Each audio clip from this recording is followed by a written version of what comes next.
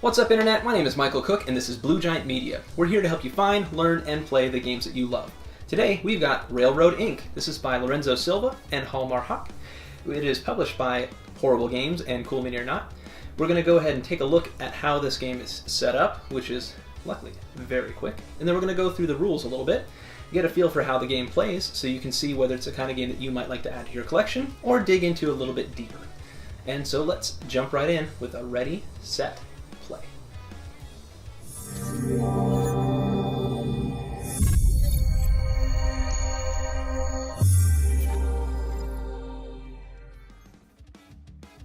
Setup for Railroad Inc. could not be much easier.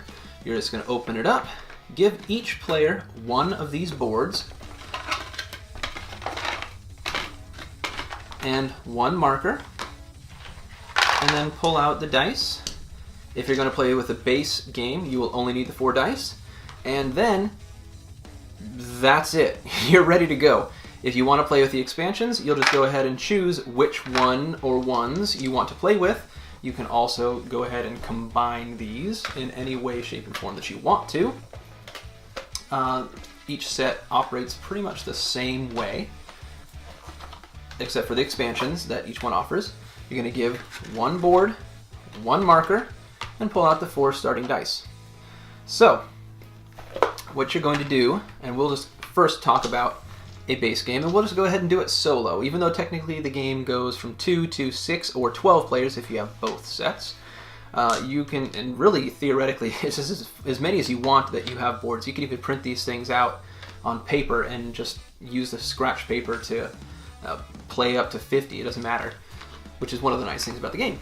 But you're going to roll the dice for the round, and there's going to be 7 rounds in a normal game. When you add the expansions, you have to check the rule books. It's going to tell you to play with less rounds, usually 6.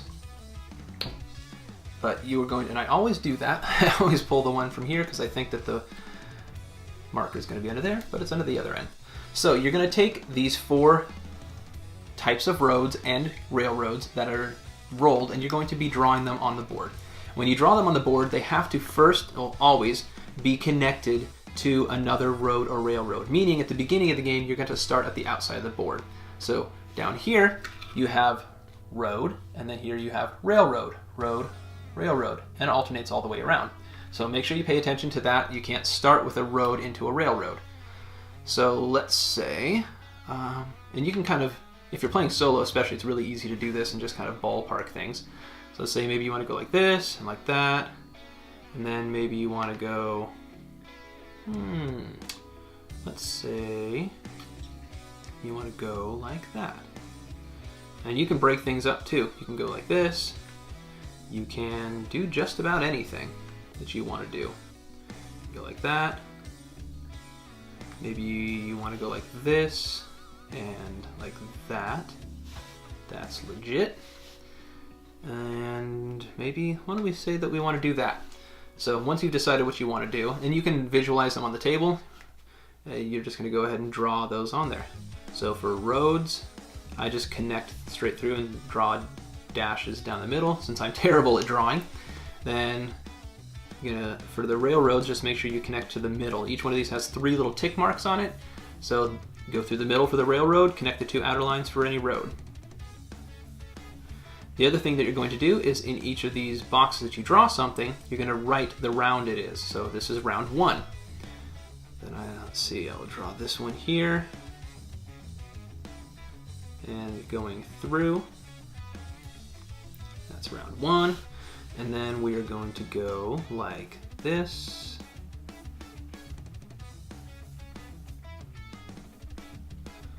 Round 1. That's the end of the first round. Now in each round that you play, you have the option of drawing one of these intersections up the top to kind of connect everything up. So the thing that you need to pay attention to is whether there's actually an intersection or a station. So here in this particular one, the middle does not have this kind of filled in block in the middle. So this is not an intersection. This is an overpass / underpass, depending on whether you want to think of it from the railroad or the road's perspective. But this is not going to be part of the same network, and that matters because at the end of the game, you're going to score points for a whole bunch of different things. You're going to score points based off of how many of these outer roads are connected in one continuous network. And you can have, at the end of the game, if you have like 4 of them connected in one network and 3 of them connected in the other network, each individual one will score. But the more you have in one network, the more return you're going to get. So at the end of the game, if you've got, for instance, one that connects 5 different exits together and another separate network that connects 3 networks, or 3 of these exits together, then you're going to get 8 points for the group of 3 and 16 points for the group of 5. You'll add those up, which is 24. So let's see if I can do this upside down. I have no idea if I'm drawing this correctly. All right, I did it. So that'd be 24 points. You'll also score points for your longest continuous road, and you'll score points for your longest single continuous railroad.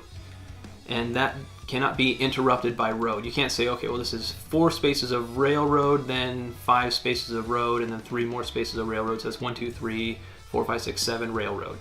No, because they were separated by road. It has to be solid in one line of railroad and solid in one line of road. You'll also score 1 point at the end of the game for each space in the middle of the board that you have utilized, and you will lose points at the end of the game for each dead end. So if the game ended right here, this would be 1 dead end, 2 dead ends, 3, 4, 5, 6 dead ends. That'd be minus 6 points. Then the last thing you'll add up is if you used any of the expansions. So let's go through one more round so you can see. As I said, you can always use one of these, except for the fact that you can't use the same one twice, and you can use no more than 3 total through the game. So you can choose to not use any of them for the first 4 rounds and then use 1 each in the 5th, 6th, and 7th rounds. That's fine. But you cannot use, and you don't have to use any of them. But usually you want to, because it's going to give you more options to connect everything. So let's go for another round here, see what we get. So here you have a way to transition from railroad to road, which is kind of nice. And in fact, I think I might just, but that'll make things tricky. Yeah, I think I'm gonna go put this here, draw a little square in the middle, transition out, put a 2 in there. Cool. Then let's go ahead and draw this.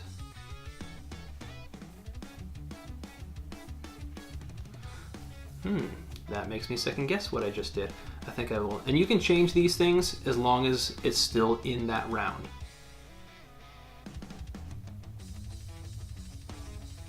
Oops, I totally drew that backwards.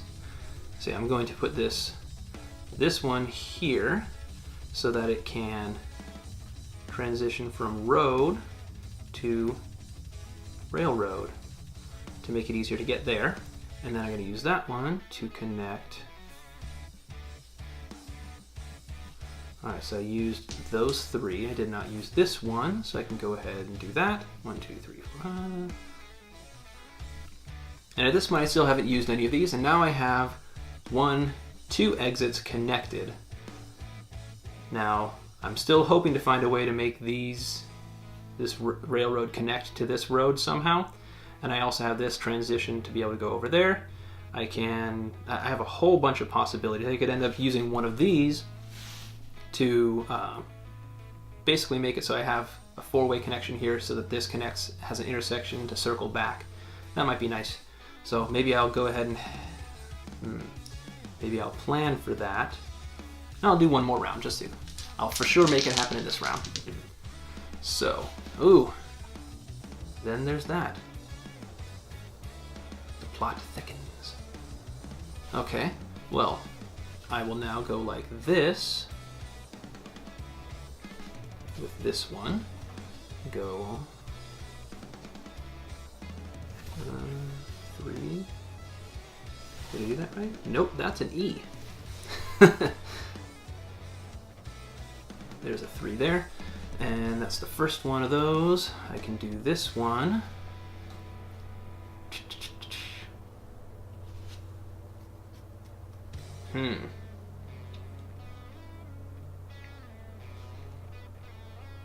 actually, no. Nope, not perfect, but at least gives possibility. I will put this one here.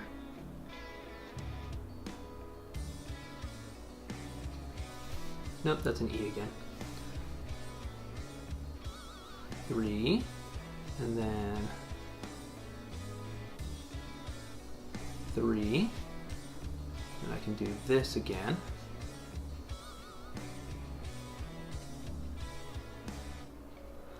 3, and all right, so now I am still not connected with this railroad and this road, but I'm still hoping to be, and to that end, maybe I can be optimistic and let's draw one of these here. Let's have the railroad come into it, a railroad come out of it, but I want to have a road going this way to try and connect to this road. And so that gives me, I can either draw this one with a road coming out the bottom or this one with a railroad coming out the bottom. I'll go ahead and draw a road. So I drew this one. So I cross it off, mark it with a 3, and then I can move on to the next round. And you're just going to continue like this for 7 rounds. If you choose to add the expansions, they do a whole bunch of different things that kind of twist the rules up a little bit and give you different ways to score. For instance, this one right here adds the lakes, which can have a different way to connect things. So if I had, for instance, this, I could put it right here, and these do not have to connect. I could put them off pretty much wherever I wanted, and they work just fine. So let's say, just for the sake of things, that I went like this. I can put that intersection in the middle. There's going to be water coming through, railroad comes out, road goes in, and we show that that's water. Okay? It's totally allowed that it kind of doesn't make too much sense right here. That's just going to be considered the shoreline. If then the water, I go like this at a later time, this intersection here would be connected to this intersection here, because you basically take a boat from one to the other. So you would play only 6 rounds with these, and it's going to make it so at the end of the game you will score points for the smallest lake that you have. That will score 1 point per tile, and it does make it easier to kind of connect across the lake. And these are always optional to draw, whereas these are mandatory to draw. The white dice must be drawn. The expansion dice are optional. If you ever have 3 sides of a lake that are filled in, so it goes something like this, and there's already some here, then if there's ever, shoot, how am I supposed to do this? Let's say, for instance, this had been a lake, and it goes like this. All right, so now there are 3 sides of this that are filled in. That automatically becomes part of the lake. So if any time any square has 3 sides that have lake on them, that entire square is going to be filled in. Then there's the river. The river just runs through, and at the end of the game you will score points for your longest river. Then in the red set, you are going to have dice. Let's see here. After you roll these dice, it's going to tell you a direction and distance. These ones are mandatory, unlike these ones. So at the first round of the game, you're going to count from the center. This says that a meteor will hit 2 spaces down from the center. So 1, 2. You would go ahead and erase anything that's there and draw your little crater. Now, one of the nice things is at the end of the game, every space that ends into a crater becomes basically a tourist attraction. That's going to be worth 2 points at the end of the game instead of losing a point at the end of the game. But it does interrupt your routes, which kind of sucks.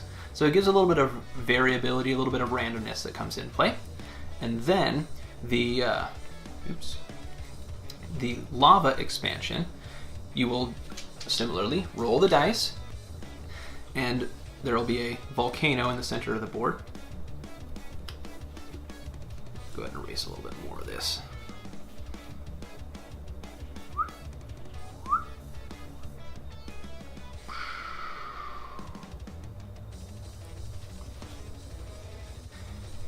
And unlike the blue and unlike the meteors, you must draw one of these. So these are completely optional, these are mandatory, and this one you must draw one.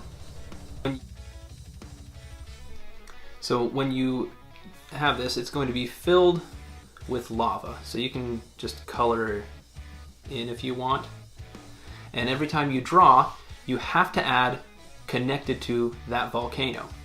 So for instance here, I could go ahead and draw just, maybe I want to go like this. I'll go ahead and fill that in. At any point you can choose to draw another volcano somewhere. You also at any point can choose to erase to make room to draw more lava or to draw another volcano if you have to. At the end of the game, you will get points based off of your largest group of lava. You will lose points though if your lava has just kind of like an open end to it. So you're going to want to have like these end caps to your lava fields.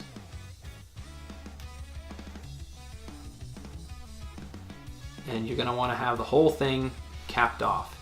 So because you don't want to lose points for that. You will also score 5 points for every completely closed off lava field. So definitely incentive to close off a lava field as you play through. This game will also, so each one of these expansions is going to make it so it's only 6 rounds of play. And you can mix and match them, although I probably would not add too many of them in one setting because it's going to get crazy. But definitely adds a lot of different things that you might want to go for. The blue ones are much more flexible. These ones have a little bit more that you can choose to go for and special ways to kind of make up for the chaos that kind of comes in. So if you like a little bit more unpredictability, then you're probably going to like the red.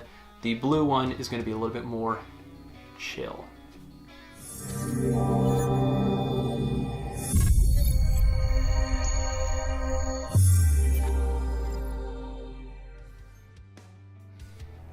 That should give you a pretty good idea of how to set up and play Railroad Inc. by Lorenzo Silva and Hjalmar Hach. If you want to know more about this game, you can go ahead and check for links in the description section for a review and also an unboxing of the game. And if you have any other questions, maybe I missed something in the rules, maybe it was unclear, please let me know in the comments section below. I'd love to connect with you and just get a feel for where I might have messed things up, because I probably did, or just to connect with you. Until next time, I want to thank you so much for watching. Please like, share, and subscribe if you like what you see, and as always, have a wonderful day.